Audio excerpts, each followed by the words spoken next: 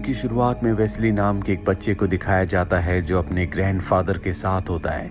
दरअसल ये यहाँ पर शिकार करने के लिए आए हैं। वेस्ली के ग्रैंडफादर ने अपने घोड़े को चारा बनाकर दूर बांधा हुआ होता है और वेस्ली से कहते हैं कि बिल्कुल भी कोई हलचल मत करना। कुछ ही पलों के बाद वहाँ पर एक भेड़िया आता है और अब वेस्ली के ग्रैंडफादर कहते हैं कि तुम्हें पूरे करेज के साथ गोली चलानी होगी। वेस्ली ऐसा ही करता है, लेकिन वेस्ली को नहीं पता था कि ये पल उसकी जिंदगी में एक बहुत ही गहरा इम्पैक्ट डालेगी। कहानी यहाँ से कई साल आगे जाती है। साल होता है सन 1942 और इस वक्त में हिटलर की सेना ने लगभग पूरे यूरोप पर अपना कब्जा कर लिया है और अब वो एशिया की तरफ बढ़ रहा है। यहाँ पर ऑयल के बड़े बड़े लैंड्स हैं, लेकिन अब भी हिटलर के यानी कि जर्मनी के सामने एक बहुत बड़ी चुनौती है और वो है स्टालिनग्राड सिटी, जहाँ पर रशिया की रेड आर्मी तैनात है। और अब रेड आर्मी को मदद की जरूरत है, इसीलिए रेड आर्मी के और भी बहुत सारे सोल्जर्स को ट्रेन में भेजा जाता है, जिसमें एक वेस्ली भी होता है जो कि अब एक स्किल्ड स्नाइपर है। इसलिए है कि यहाँ के जो आम लोग हैं उन्हें शहर से निकाला जा रहा है ताकि यहाँ पर ज्यादा से ज्यादा सोल्जर्स रह सकें। और अब वेस्ली और उसके साथियों को बोट से फ्रंट लाइन की तरफ भेजा जाता है जहां पर युद्ध चल रहा है। यहाँ के हालात देखकर साफ साफ समझ में आता है कि जर्मन आर्मी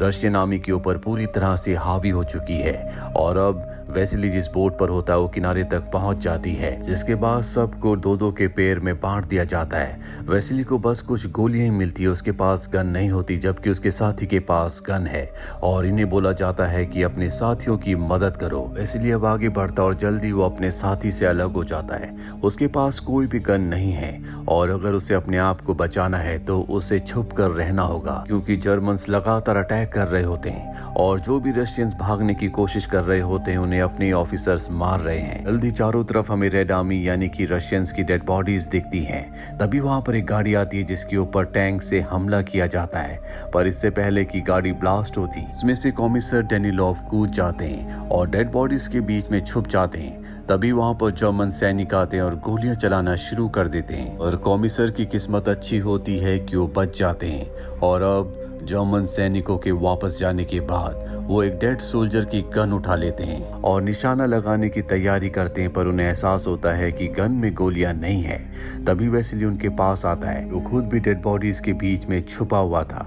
उसके पास कुछ गोलियां होती हैं जो वो कॉमिसर को दे देता है और कहता है कि जल्द से जल्द हमें सभी जर्मन सोल्जर्स को मारना होगा, क्योंकि वो इस जगह को विस्फोट करने वाले हैं जिसमें हमारी मृत्यु हो जाएगी। लेकिन कॉमिसर बहुत हेजिटेट होता है, इसीलिए राइफल वो वेस्ली को दे देता है और अब वेस्ली अपने अचूक निशाने से एक एक करके सभी जर्मन सोल्जर्स को स्नाइपर्स को मार देता है। कॉमिसर वेस्ली के अचूक निशाने से बहुत इम्प्रेस हो जाता है, जिसके बाद इन्हें रेस्क्यू करके हेडक्वार्टर लाया जाता है, जहां पर कॉमिसर वेस्ली ने जो काम किया था उसके पैम्पलेट छपवाता है। वहीं रशियन कमांडर्स बहुत ज्यादा चिंता में होते हैं, क्योंकि रशियंस का जो डिफेंस है वो बहुत ज्यादा कमजोर है। इसीलिए वो एक बार फिर से स्ट्रेटेजी बनाते हैं और मीटिंग करते हैं जिसमें कॉमिसर भी होता है। कॉमिसर कहता है कि अगर हम इस जंग को जीतना चाहते हैं तो हमें अपने सोल्जर्स के दिलों में आशा यानी कि होप को जगाना होगा, जिसके लिए हमें एक हीरो की जरूरत है। सीनियर ऑफिसर उसे अपने साथ ले जाते हैं और पूछते हैं कि ये कैसे होगा। कॉमिसर उन्हें वेस्ली के बारे में बताता और कहता है कि उसकी हीरोइक स्टोरी को हमें न्यूज़पेपर पर छापना चाहिए, ताकि रशिया के जितने भी जवान हैं, जितने भी सोल्जर्स हैं, उन सब के दिलों में एक आशा, एक उम्मीद जाग सके और वो जर्मन्स का सामना कर सके। इसके बाद वेस्ली ने जो किया था वो आर्मी न्यूज़पेपर पर छापा जाता है और जल्दी वेस्ली के बारे में पूरे देश को पता चल जाता है। साथ ही उसका जो ट्रांसफर होता है उस स्नाइपर डिवीजन में कर दिया जाता है। इस न्यूज़पेपर को जर्मन्स भी पढ़ते हैं और जर्मन का जो सीनियर स्नाइपर होता है वो ऑर्डर देता है कि किसी भी कीमत पर वेस्ली को मारना होगा। वहीं वेस्ली को दिखाया जाता है जो एक मिशन पर होता है। वहां पर उसे एक बच्चा मिलता है जिसका नाम शाशा है। शाशा उसे देखकर बहुत खुश हो जाता है, क्योंकि वो एक वॉर हीरो है। शाशा वेस्ली को अपने घर ले जाता है, जहां पर कॉमिसर भी आ जाता है जो वेस्ली को बहुत सारे लेटर्स देता है जो उसके फैंस ने उसे लिखे होते हैं और कहता है कि तुम्हें इन्हें रिप्लाई करना चाहिए। तभी यहाँ पर एक लड़की आती है जिसका नाम तानिया है। ये भी एक सोल्जर है जो उसी ट्रेन में यहाँ तक आई थी जिस ट्रेन में वेस्ली आया था। वेस्ली कहता है कि मैंने तुम्हें ट्रेन में देखा था, पर तानिया कहती है कि मुझे याद नहीं है, मैं तुम्हें सिर्फ एक वॉर हीरो के तौर पर जानती हूँ। दरअसल वेस्ली और कॉमिसर दोनों के दोनों तानिया की तरफ अट्रैक्ट हो चुके हैं। कॉमिसर तानिया से कहता है क्यों ना तुम हेडक्वार्टर में काम करो, क्योंकि तुम्हें बहुत अच्छी जर्मन बोलनी आती है और हमें ऐसे लोगों की जरूरत है जिन्हें अच्छी जर्मन बोलनी आती हो ताकि वो जर्मन के कोड्स को डिकोड कर सके।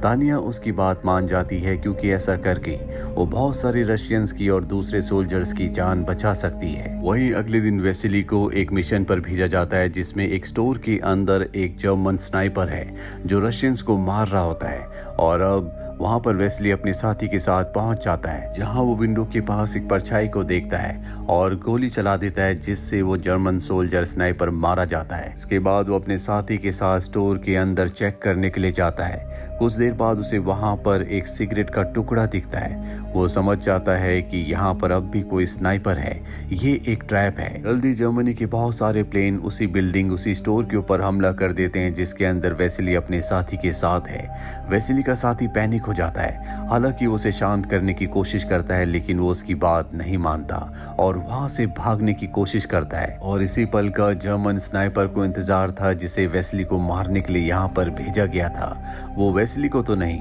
पर उसके साथी को मार देता है। अगले दिन रशियंस को इन्फॉर्मेशन मिलती है कि एक अबेंडेंट जो कि पूरी तरह से टूटी फूटी बिल्डिंग है उसके अंदर जर्मन्स के स्नाइपर्स हैं और अब वेसिली के साथ 2 और साथियों को भेजा जाता है। ये तीनों के तीनों उस अबेंडेंट बिल्डिंग के अंदर जाते हैं। जल्दी इन्हें समझ में आ जाता है कि ये भी जर्मन्स का एक ट्रैप है।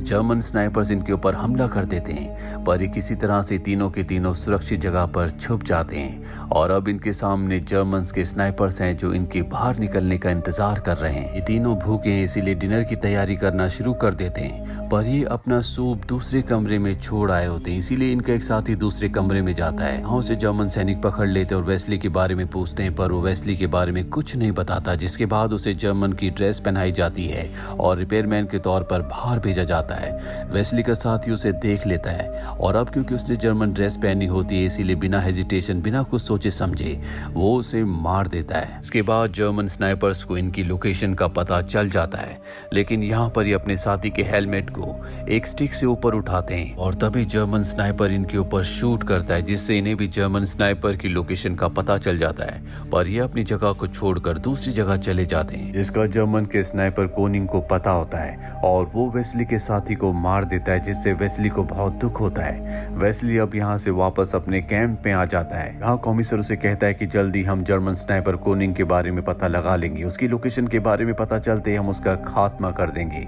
साथ ही वो उसे भी कहता है कि तानिया इस डिपार्टमेंट को छोड़कर बैटलफील्ड में लड़ने के लिए जाना चाहती है, हमें उसकी जरूरत है, तुम ही उसे समझा सकते हो। इसके बाद वेस्ली तानिया के पास जाता उसे समझाने की कोशिश करता है। तानिया कहती है कि जर्मन्स ने मेरे माता पिता को मारा था और मैं उनसे बदला लेना चाहती हूँ। वेस्ली उसकी बात को समझता है इसीलिए अपने साथी की राइफल को वो तानिया को दे देता है। वही हमें उस बच्चे शाशा को दिखाया जाता है जो उस हाइड आउट में होता है जहां पर कोनिंग है।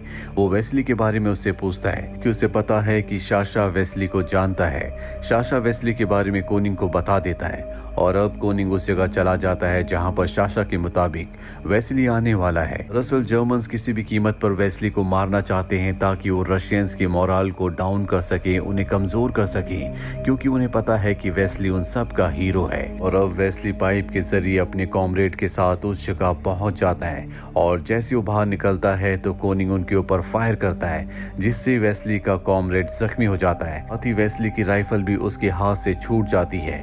वो अपने कॉमरेड को कहता है कि तुम हेडक्वार्टर वापस जाओ, तुम्हारा हाथ इंजर्ड हो चुका है। कॉमरेड वापस लौट जाता है जिसके बाद कॉमिसर को और तानिया को पूरी सिचुएशन का पता चल जाता है और अब तानिया किसी भी कीमत पर वेस्ली को बचाने के लिए वहां पर जाना चाहती है। वहीं वेस्ली को दिखाया जाता है जो अपनी राइफल वापस पाने के लिए कई कोशिशें करता है पर कोनिंग अपने निशाने से उसके हर एक प्रयास को असफल कर देता है। तभी यहाँ पर जर्मन्स के प्लेन आते हैं जो इसी बिल्डिंग के ऊपर बहुत सारे बॉम्ब गिराते हैं जिससे बहुत सारे बिल्डिंग के ग्लासेस टूटकर नीचे गिर जाते हैं और अब उन्हीं में से एक ग्लास के टुकड़े पर कोनिंग वेस्ली के रिफ्लेक्शन को देख सकता है। तभी तानिया पाइप से निकलकर बाहर आती है। वेस्ली चिल्लाकर कहता है कि पीछे रहो, जिसके बाद तानिया वहीं पत्थरों के पीछे लेट जाती है और अब कोनिंग जिस कांच के टुकड़े से वेस्ली को देख रहा होता है, वेस्ली भी उसी कांच के टुकड़े से कोनिंग को देख लेता है। वो तानिया को इशारा करता है, जिसके बाद तानिया एक कांच का टुकड़ा उठाती है और उसके रिफ्लेक्शन को कोनिंग की आंखों पर चमकाती है, जिससे वो कुछ पलों के लिए देख नहीं पाता। और इसी बात का फायदा उठाकर वेस्ली अपनी गन हासिल करके गोली चलाता है और गोली कोनिंग के हाथ पर लग जाती है। कोनिंग वहां से निकल जाता है और उसी शाम को दिखाया जाता है कि वेस्ली और तानिया अपनी इस छोटी सी जीत को सेलिब्रेट कर रहे होते हैं। इसके बाद वेस्ली कॉमिसर के पास जाता और कहता है कि मैं एक रेगुलर सोल्जर बनना चाहता हूँ, मुझे वॉर हीरो नहीं बनना, इससे मेरे ऊपर प्रेशर आता है। पर कॉमिसर कहता है कि तुम्हें वॉर हीरो बनना होगा, इससे सभी सोल्जर्स को मोटिवेशन मिलता है। साथ ही वो कहता है कि शाशा हमें डबल क्रॉस कर रहा है, वो एक डबल एजेंट है और अब हम उसके जरिए कोनिंग की लोकेशन का पता लगा सकते हैं, जिसके बाद हम अपने फाइनल मिशन को अंजाम देंगे और कोनिंग का खात्मा कर देंगे। इसलिए उसकी बात मान जाता है और अब वो बहुत सारी डेड बॉडीज के बीच में उन्हीं की तरह एक डेड इंसान की तरह लेट जाता है, जैसा कि बचपन में उसके ग्रैंडफादर ने उसे सिखाया था कि शिकार का इंतजार करो। और अब वो कोनिंग का इंतजार कर रहा होता है और जल्दी उसे नींद आ जाती है, जिसके बाद उसका स्नाइपर का लॉग एक जर्मन सोल्जर के हाथ लग जाता है। वो लॉग को अपने कमांडर को देता है। कमांडर को विश्वास हो जाता है कि वेस्ली मारा जा चुका है, इसीलिए कोनिंग को कहता है कि अब तुम्हें अपने घर वापस लौट जाना चाहिए। पर कोनिंग को पूरा विश्वास है कि वो अब भी जिंदा है, इसीलिए उस बच्चे शाशा को अपने पास बुलाता है और अपनी लोकेशन उसे बताता है, क्योंकि उसे पता है कि वो डबल एजेंट है और वो ये बात रशियंस को जरूर बताएगा। वहीं रशियंस को भी लगता है कि वेस्ली मारा जा चुका है, लेकिन जल्दी वो उनके सामने आ जाता है और अब शाशा से इन्हें पता चलता है कि तानिया उस जगह गई है जहां पर कोनिंग आने वाला है। इसीलिए वेस्ली और कॉमिसर उसे बचाने के लिए उस तरफ निकल पड़ते हैं और इससे पहले कि वो कोनिंग तक पहुंचती, ये दोनों उस तक पहुंच जाते हैं। और जब तानिया वेस्ली को देखती है तो खुश हो जाती है। दरअसल ये दोनों एक दूसरे से अब बहुत प्यार करते हैं। कॉमिसर को जब इस सच्चाई का पता चलता है तो अंदर से बहुत जेलस हो जाता है, क्योंकि वो खुद भी तानिया से प्यार करता है। वो हेडक्वार्टर वापस आता है और अनाउंस करता है कि वेस्ली एक ट्रेटर यानी कि देशद्रोही है। वहीं कोनिंग उस छोटे बच्चे शाशा को मार देता है, जो कि तानिया का रिलेटिव है। और जब तानिया उसकी बॉडी को देखती है तो कोनिंग को मारने के लिए जाना चाहती है, पर वेस्ली उसे रोकता और वादा करता है कि वो खुद कोनिंग को मारेगा। तानिया इसके बाद शाशा की मॉम के पास जाती है, लेकिन वो उन्हें शाशा की मौत के बारे में नहीं बताती। वो झूठ बोलती है कि उसने जर्मन आर्मी को ज्वाइन कर लिया।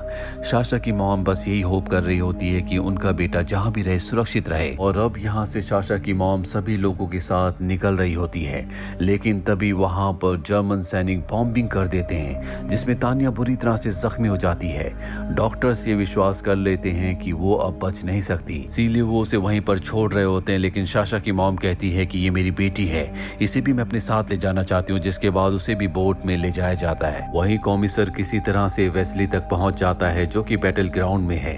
वो वेस्ली को बताता है कि तानिया की मृत्यु हो चुकी है और इसके लिए वो खुद को जिम्मेदार समझता है। वो अंदर से गिल्ट से भर चुका है और अब उसके अंदर जीने की कोई भी चाह नहीं है। कॉमिसर को पता है कि आसपास कहीं कोनिंग भी छुपा हुआ है, जिसकी लोकेशन इन्हें नहीं पता, और उसकी लोकेशन जानने के लिए, उसे प्रोवोक करने के लिए वो अपने आप को एक्सपोज कर देता है। कोनिंग उसे गोली मारकर मार देता है।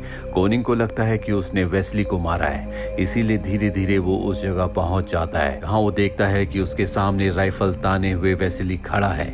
वो अपनी हार एक्सेप्ट कर लेता है, जिसके बाद वेस्ली उसे मार देता है। वेस्ली के सामने कॉमिसर की बॉडी होती है, वो उसके हाथ में अपनी गन रख देता है। ये एक तरह की रिस्पेक्ट होती है।